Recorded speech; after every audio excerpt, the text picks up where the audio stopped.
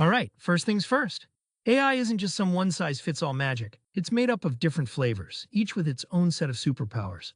Let's break down the core domains of AI so you can understand what each one brings to the table. First up, computer vision. This is all about teaching computers how to see. Imagine recognizing photos and objects, detect faces, or even understanding a scene. Computer vision makes all of that possible. Think of it as giving machines a pair of digital eyes, allowing them to make sense of the visual world. Next is NLP, or natural language processing. This is where computers learn to understand and generate human-like text and speech. It's the magic behind chatbots, voice assistants, and even tools that can detect sarcasm. Basically, NLP teaches machines how to chat like humans. Then there's audio processing. Ever wondered how music recognition apps like Shazam work, or how Siri converts your voice commands into text? That's audio processing in action. It's all about analyzing sounds and converting them into meaningful information. And finally, we've got multimodal AI. This is where it gets really interesting. It's about combining different types of data like text, audio, and images so that AI can make sense of everything together. Imagine an AI that understands a video by analyzing both what's being said and what's being shown.